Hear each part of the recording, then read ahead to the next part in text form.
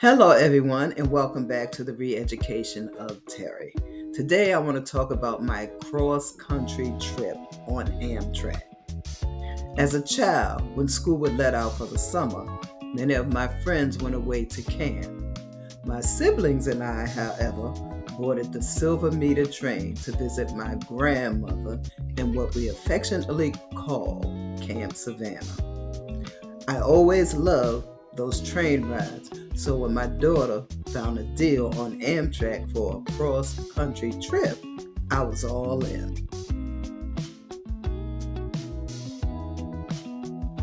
Together, we planned a route that would take us from Atlanta to Philadelphia, Chicago, Denver, San Francisco, Portland, and New Orleans before circling back home. That night, we left Atlanta, headed north to Philadelphia, our first stop. I had visited Philly in the past, but never as a tourist, usually for a funeral or family reunion.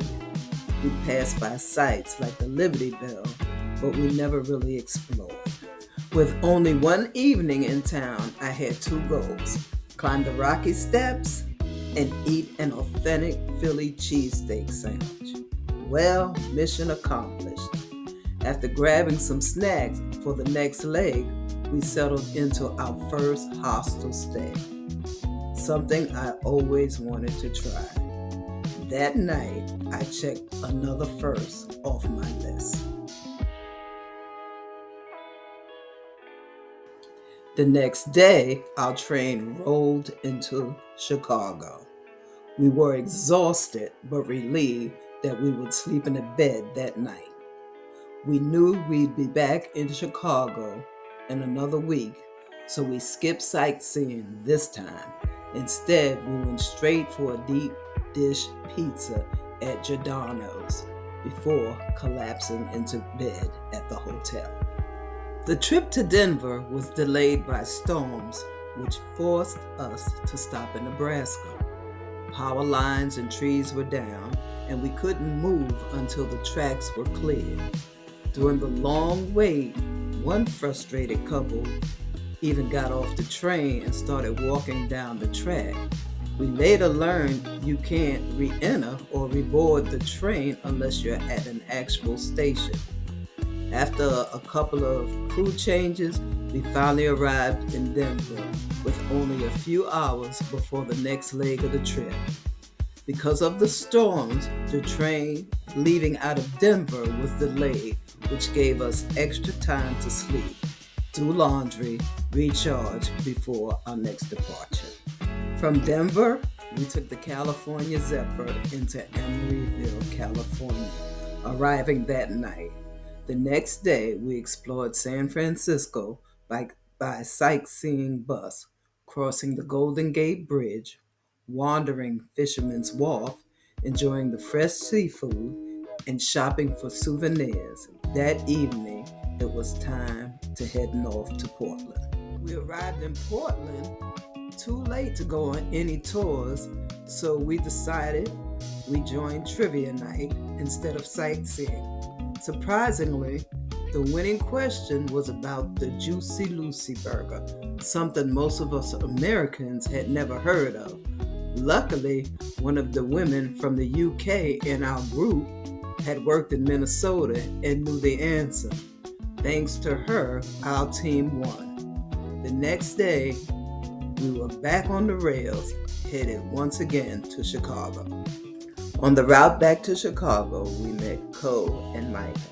Together, we enjoyed passing the time.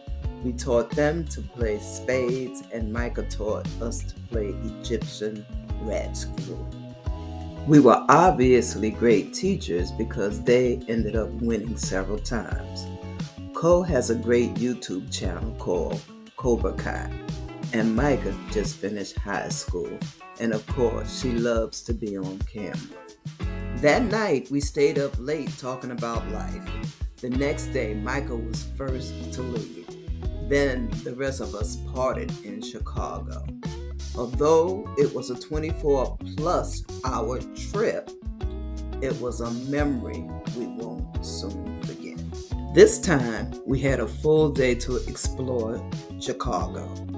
Our hotel was right on the Magnificent Mile, making it easy to hop on the sightseeing bus.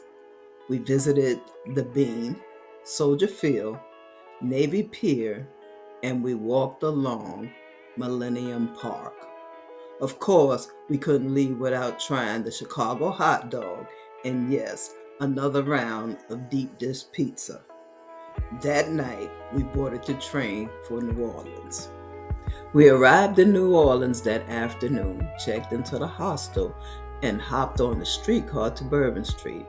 For just $3, the streetcar ticket is good for 24 hours. I made sure to stop at the Cafe Beignet for baguettes and scones before heading back to the hostel. The next day, we had a full day, so we explored the city by streetcar. We rode the St. Charles line, which took us through the French quarters, while the Canal Street carried us out to the cemeteries. We indulged in local classics like gumbo, jambalaya, and red beans and rice. The next day, we were headed home. Our cross-country Amtrack journey had everything: delays, unexpected stops, first-time experiences, local foods, and iconic sights. From climbing the Rocky Steps to winning trivia night in Portland, eating deep dish pizza in Chicago, and tasting beignets in New Orleans. The adventure reminded me of those childhood summers on the train. This time, though, I wasn't just going to Camp Savannah. I was traveling coast to coast. I was asked if I'd do this trip again, and to that I say absolutely. But the next time I'd give myself at least 2 full days in each city. The delays taught me that train travel runs on its own time, and rushing through stops can mean missing experiences. With a little more time built in, the journey would be even richer. For me, train travel isn't just about the destination. It's about the adventure along the way. So if you decide to take a cross-country trip on Amtrak, here's a few tips. Expect delays, so build flexibility into your itinerary. Stay at hostels. They're affordable, social, and full of character. Pack snacks and water. Dining cars are convenient but can be pricey.